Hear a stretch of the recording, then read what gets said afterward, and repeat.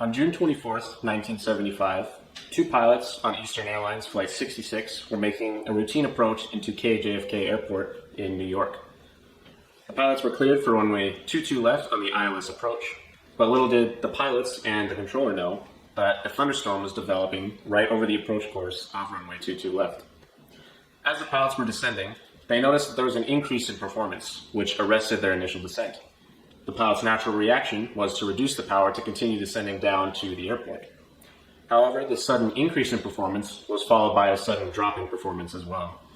The plane began to rapidly descend toward the ground. Pilots struggled to add full power and get control of the aircraft, but it was too late. The aircraft crashed directly into the approach lights of runway 22 left. 113 of the 124 people on board were killed during this accident. The National Transportation Safety Board determined that the cause of this accident was the plane's encounter with something called low-level wind shear. Hi, I'm Noah, and today I'm going to be educating you on the history and development of low-level wind shear alert systems. Every time anyone flies, there are certain risks that are assessed. One of the biggest ones being weather. Weather can be very beautiful at times, but it is also a force to be reckoned with. It is important to have a knowledge of the systems that are in place that keep us safe when we fly.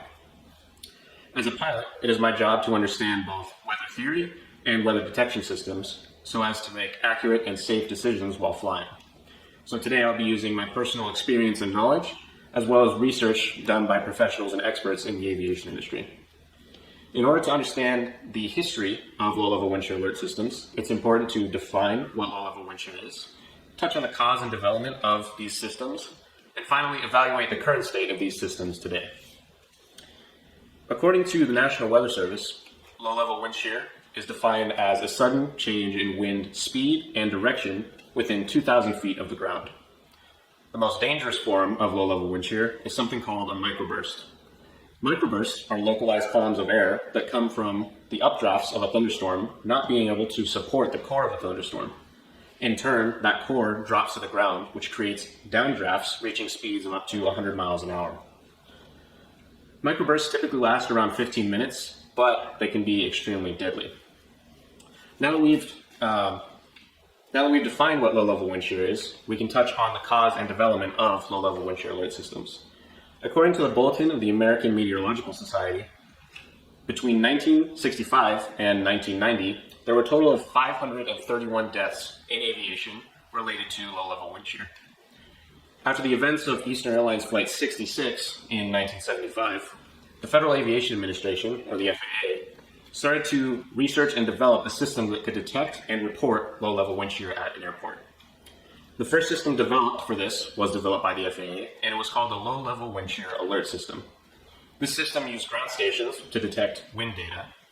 If the sensors detected a 15-knot vector difference between each sensor, it would then send the raw data to the controllers, where they could then interpret it and alert the pilots if it was an issue.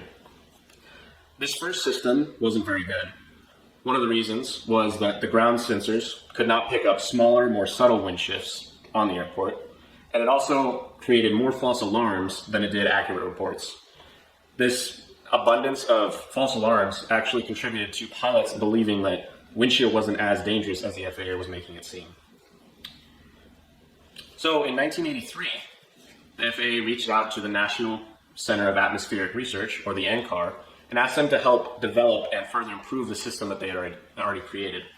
So the NCAR accepted, and between 1983 and 1988, the NCAR developed and produced a new system called Enhanced Low-Level Wind Shear Alert System.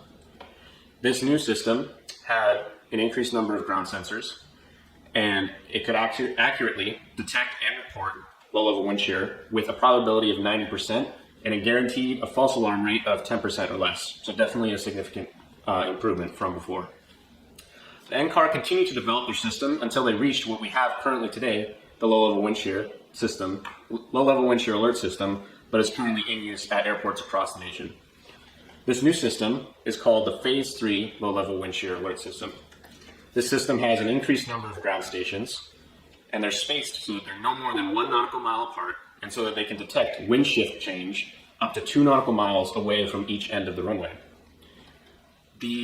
This new system is able to accurately pinpoint the exact location of each wind shear event on the airport, and it sends that data decoded to the controller, so it's very easy to read and it's easy to transfer to all the pilots that are flying into the airport.